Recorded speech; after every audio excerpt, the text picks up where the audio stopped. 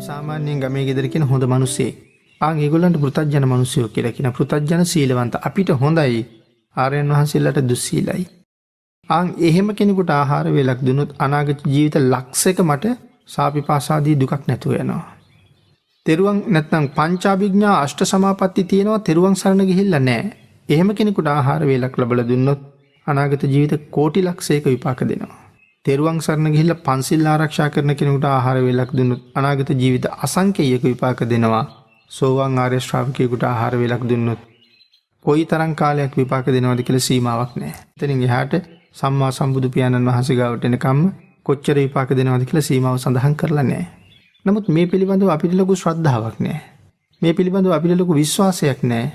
මේක තමයි සම්මා සම්බුද්ධ ශාසනය උගන්වලා තියෙන දැවැන්තම ආයෝජනය. කෙනෙක් ලක්ෂ 15ක් වියදම් කරන්නේ ලක්ෂ 30ක්වත් හොයන්න බලාගෙන. හැබැයි ලක්ෂ 30ක් නෙමෙයි කෝටියක් හෙව්වොත් ඒ ඔක්කොම මේ ජීවිතෙන් ඉවරයි. මට වියදම් කරගෙන ඉවර කරන්න බැරි වුණොත් මගෙන් පස්සේ ඉන්න හැටි එක වියදම් කරගන්න. හැබැයි ඒක මට වැඩක් නෑ. නමුත් හරියට ඒක පින්කමක් කරගත්තොත් මේ විදිහට ඒක වෙන කාටවත් ගන්න පුළුවන් කමක් නෑ. නිවන් දක්නා දයාති දක්වා බුද්ධාන්තර කීයක මං ඉපදෙයිද? එහෙනම් හරියටම බුද්ධ පූජාවක් අදත් කරගත්තොත් ලැබෙන ආනිසංසය මට බුදුවරු 100ක් හම්බ වෙලා හරි නිවන ගාවට යන තුරුම මට සංසාරේ බඩගින්නේ ඉන්න වෙන එකක් නෑ. විපාසාවේ ඉන්න වෙන්නේ නෑ. කියන එකයි මේ සඳහන් කළේ සෝවාන් ආර්ය ශ්‍රාවකයන් වහන්සේගෙන් ඉහළට දන් දුන්නාම ඒක විපාක දෙන සීමාව සඳහන් කරන්න බෑ කියලා. ඒ වාගේ ආයෝජනයක් මේ ලෝකේ තව තියෙනවද?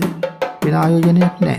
නමුත් ශ්‍රද්ධාව නැති නිසා අපි මේ කාරණාවට එළඹිලා නෑ. දන් දෙන්න තැන් ඕන තරම් තියෙනවා. ළමා නිවාසයට දෙන්නත් පුළුවන්. අනාථ නිවාසයට දෙන්නත් පුළුවන්. වෙන දුගියෙකුට මගියෙකුට දෙන්නත් පුළුවන්. බලු කපුටන්ට දෙන්නත් පුළුවන්.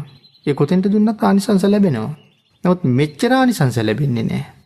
ඒ නිසා හරියටම ශ්‍රද්ධාවක් තියෙනවා නම් සසර මේ විදිහට සුවපත් වෙන්න ඕන නම් මේ සම්මා සම්බුද්ධ ශාසනය අරමුණු කරලම පින්කම් කරන්න ඕන කියන තැනට යන්න පුළුවන්.